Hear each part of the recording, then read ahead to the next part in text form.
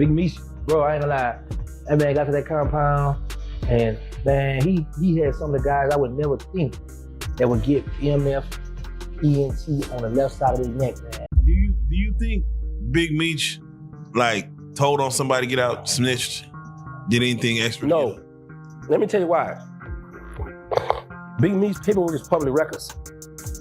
There is no proof that Big Meech said, hey, bust him, bust him, bust him. You know, it's selective politics and it's selective who they gonna call a rat or who they not gonna call a rat in this industry. So we've been saying that since I've been home. Tammy Cowan is a government informant. So they tell me, he says, you know what this is about? And I said, no. He said, well, you threatened a government informant, and that's a federal. Yo, what's good, YouTube? Today we're diving into some serious street drama, the kind that's got the internet buzzing and hip-hop heads debating. We're talking about Big Meech, the legend himself, the kingpin of the Black Mafia family, and the question that's suddenly on everyone's lips: is he a snitch? I know it's a loaded question, right? Especially when you've got a heavyweight like 50 Cent out here practically waving paperwork, claiming Meech rolled over on his people. 50's been loud about it, no doubt. He's saying Meech cooperated with the feds, that he traded information to cut his own time. But hold up a second. Before we jump to conclusions and cancel Big Meech, we gotta ask ourselves, is it really that cut and dry? Is 50 telling the whole story? Because when you really start digging, when you listen to the voices of people who were actually in that world, who did time alongside Meech, a much more complex and, dare I say, controversial picture starts to emerge. Forget the headlines for a minute, forget the Instagram beef. We're about to break down the evidence, the rumors, and the raw truth behind the Big Meech snitching allegations. Buckle up, because this is gonna get deep. In here with a 27-year sentence based on Demetrius Flannery, as you all know, is Big Meech, and Tammy Cowan, known in the paperwork as CS1. Right. Confidential source 1. So what Big Meech did was called a third-party cooperation. Big Meech, bro, I ain't gonna lie. That man got to that compound, and man, he had some of the guys I would never think that would get EMF, ENT on the left side of their neck, man. It was tattooed, and he made it clear. He said, listen, I'm not giving nobody no connect. I'm not hooking nobody up with nothing. I'm not doing nothing when y'all go home. So in other words, you know, people try to get with him just for, you know, the games. You know, for me, let it be known, look, I ain't got nothing, nobody.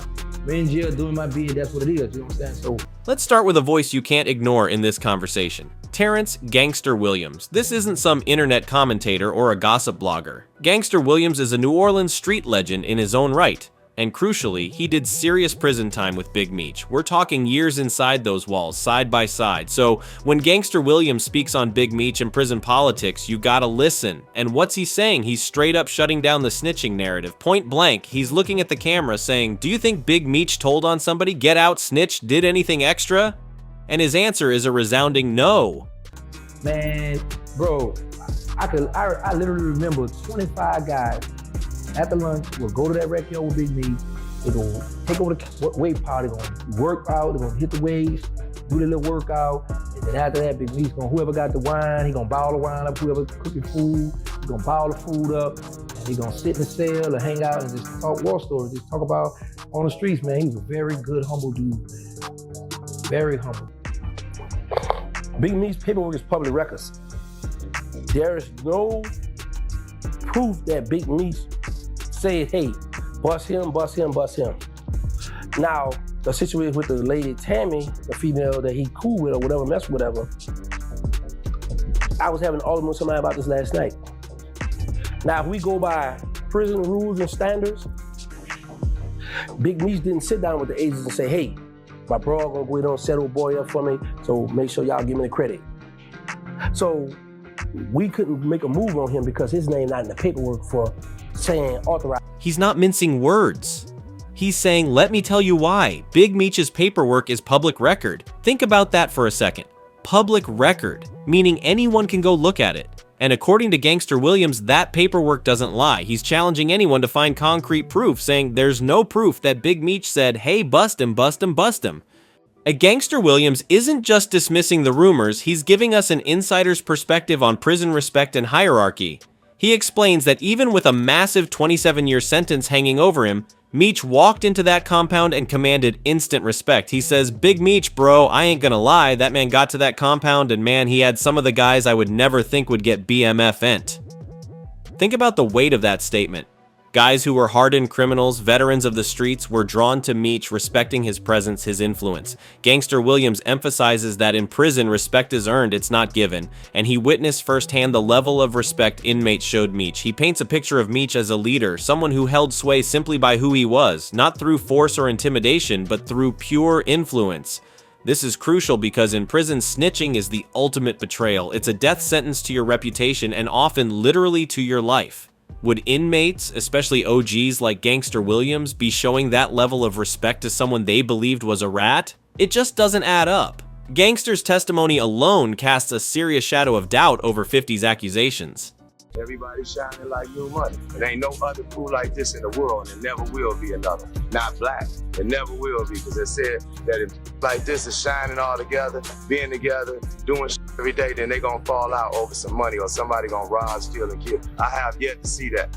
All of us get along. I couldn't do it. If I was for self, I could have did that. I could have grabbed a bunch of millions and been on somewhere where you can't be extradited. But that wasn't what I was out for. I was out. I've already played the legal game to the fullest, so now I was trying to legitimize me and the whole family. I mean, I was 37 years old when I got picked up, so I was slowing down anyway, because I was getting kind of tired. But when you the face of the family, that's the one thing that I was starting to learn. Even at 37 years old, even though I'm feeling old, I've been doing it so long, like I was getting kind of tired. You know me, I'm popping pills, smoking weed, drinking, and partying, freaking, getting money, got whips going up and down the road. I'm doing everything to try to make this family successful, and everything we do look big.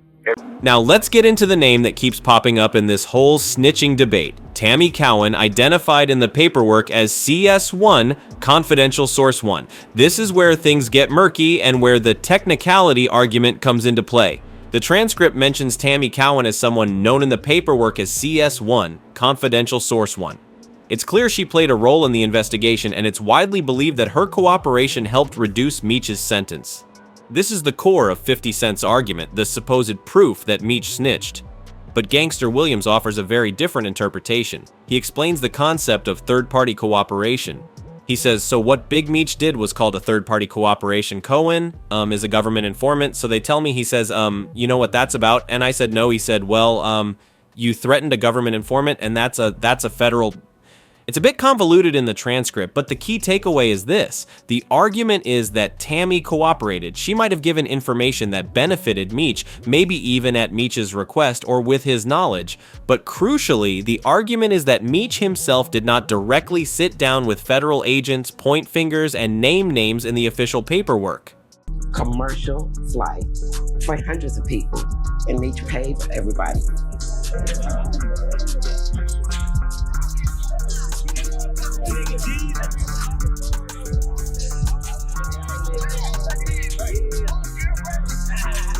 It was a full-on party in the sky. I've seen the movie Soul Plane. It was like Soul Plane. Yeah.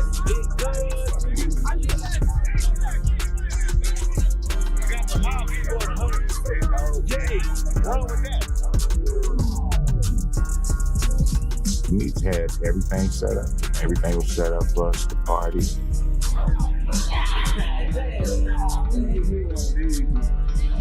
Gangster Williams stresses this distinction. Now, if we go by prison rules and standards, Big Meech didn't sit down with the agents and say, hey, my broad boy, don't set boy up for me, so make sure y'all give me the credit.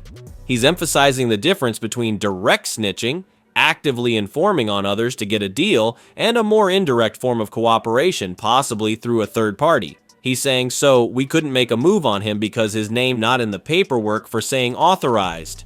The emphasis here is on the paperwork. According to Gangster Williams, Meech's name isn't directly linked to authorizing any snitching in the official documents. This is a very specific, almost legalistic argument, but in the street code, these distinctions can be crucial. It's the difference between being called a rat and being seen as someone who played the system without directly betraying others. It's a tightrope walk. Morally ambiguous for sure, but it's a different picture than the clear-cut Meech is a snitch narrative that 50 is pushing. And it's a picture that resonates with those who understand the nuances of street justice and prison politics. But every place we stay at, LA, Atlanta, Detroit, we have homes, our own homes. We don't have to go in and rent. We got our own houses, we got our own cars, we got our own hoes, we got our own clothes. You know what I'm saying? And we can't be stopped. I don't see nobody stopped. I don't see none to come after us either. None. Nobody will never do this again, because this many niggas and as much money can't get along. Leaning on the counter laughing because we're drunk as hell. He's like, man, Yogi, my ass is burning. I'm like, what? He's like, man, I think I got shot in the ass. And sure enough, he got shot in the ass. Let's talk about 50 Cent. He's been at the forefront of this anti-Meech campaign, and it's hard to ignore the timing. This whole snitching accusation really blew up after Big Meech got out and notably linked up with Rick Ross. Think about that dynamic. 50 Cent and Rick Ross have a long and very public history of beef. They are not friends, to put it mildly. And now, Meech, someone 50 profited from immensely through the BMF series, is suddenly buddy-buddy with his arch rival? It raises eyebrows, doesn't it? The transcript even hints at this, saying, folks are giving 50 the serious side-eye over his whole story about Meech being a rat. So what's the real deal here? Was Meech really out here working with the feds, or is 50 just bitter because Meech linked up with Rick Ross and left him out in the cold? This question is central to understanding 50's motivation. Is he genuinely concerned about street code and snitching, or is something more personal, more business-driven fueling his anger?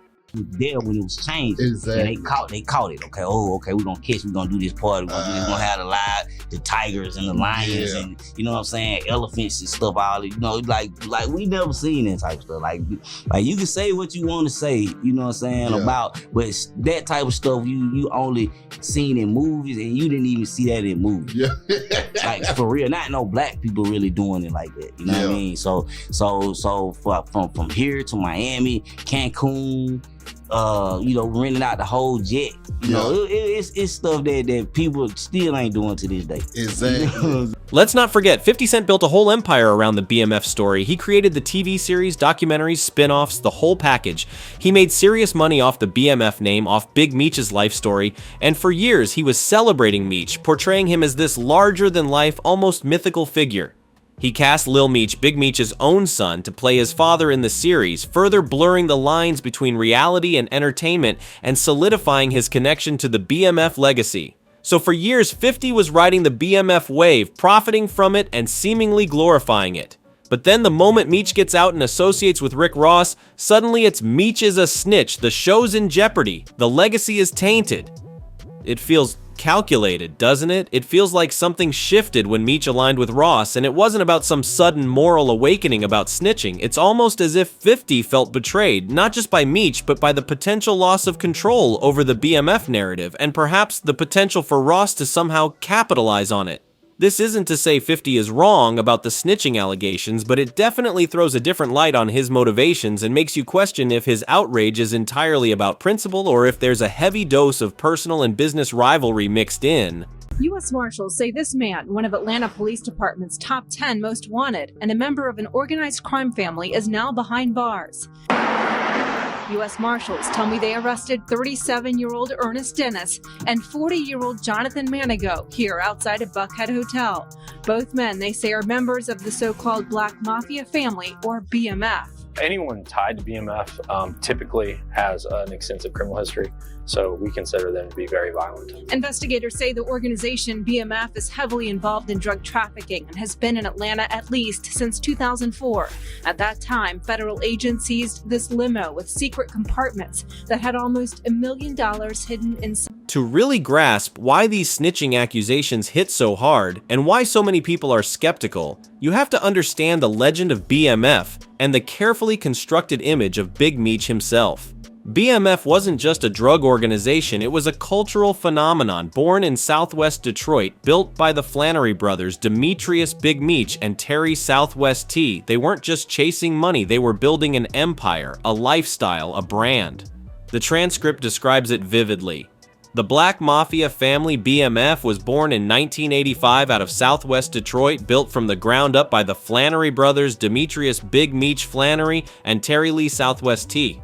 These dudes weren't just chasing dreams, they had a straight-up VIP pass to the top with direct connects to the heaviest Mexican coke suppliers. They moved weight, they moved fast, and they did it with a level of flash and audacity that was unprecedented. Chartering commercial flights for parties, family-owned car services as fronts, mansions, Maybachs, jungle-themed birthday parties with actual tigers. This wasn't just street-level hustling, it was Hollywood-level extravagance. The transcript highlights the sheer spectacle of BMF. Meet You chartered a commercial flight for hundreds of people, and Me paid for everybody. Music, it was a full party, and seen the movie, it was like soul music. Music. We had everything set up, everything was set up, plus the party leveling up through a family-owned car service that made everything look clean on the outside. They were untouchable, or so it seemed. They built an entertainment empire, BMF Entertainment as a front, but it also became a genuine force in hip-hop. Diddy, Jay-Z, T.I., even 50 Cent himself. Everyone wanted to be close to Meech to bask in the BMF glow. This wasn't just about drugs, it was about power, influence, and a lifestyle that captivated the world, and at the center of it all was Big Meech. He wasn't just a drug dealer, he was a visionary, a leader, a symbol of black excellence, albeit in a very controversial way. And crucially, he cultivated an image of unwavering loyalty, of being solid, of standing by his people. The transcript emphasizes this solid image.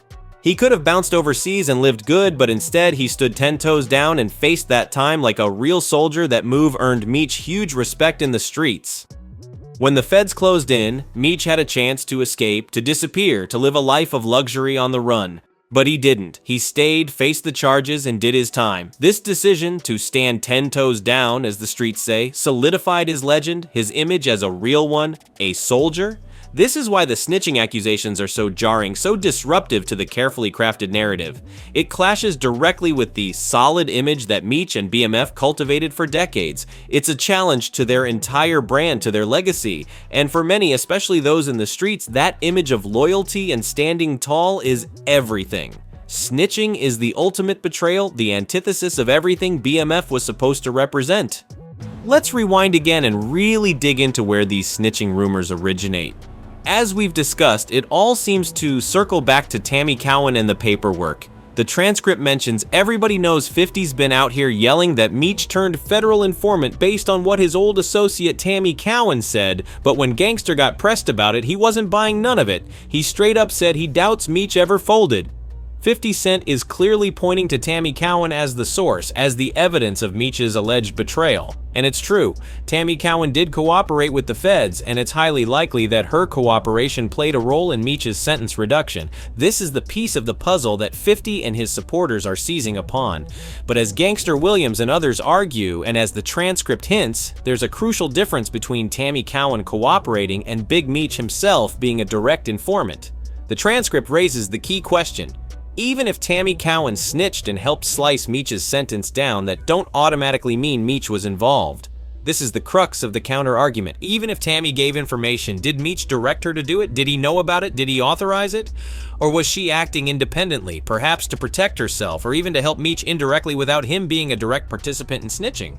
The transcript continues, if it was a real setup, Meech would have had to give Tammy the green light to pass info to the feds for a deal, but if he didn't know or didn't co-sign anything, then it's more of a technicality, not Meech actually snitching. This is the technicality argument again. It's arguing that even if Tammy's actions benefited Meech, it doesn't necessarily equate to Meech himself becoming a rat, a federal informant in the traditional sense. It's a fine line, a legalistic and street code interpretation of events. But in the court of public opinion, and especially in the unforgiving world of the streets, these distinctions matter. It's the difference between being seen as someone who played the system shrewdly and someone who broke the ultimate code of silence and betrayed their own. And until we see concrete proof of Meech directly naming names, directly cooperating in the paperwork, the debate will continue to rage. Now let's bring it to the present day and the escalating drama with 50 Cent and notably his son.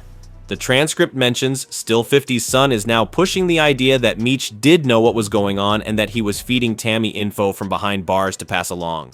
This is a significant escalation. It's not just 50 anymore. It's his son, Lil Meech's generation, now actively pushing this snitch narrative. It adds another layer of complexity to the beef. Is this just loyalty to his father? Is it a genuine belief that Meech snitched? Or is there something else at play, perhaps a generational shift in how street codes are interpreted, or a desire to further solidify 50's narrative and control over the BMF story? Whatever the motivation, Lil Meech Jr.'s involvement amplifies the drama and makes it even more personal. It's no longer just a beef between two older figures, it's becoming a generational conflict, a clash of legacies.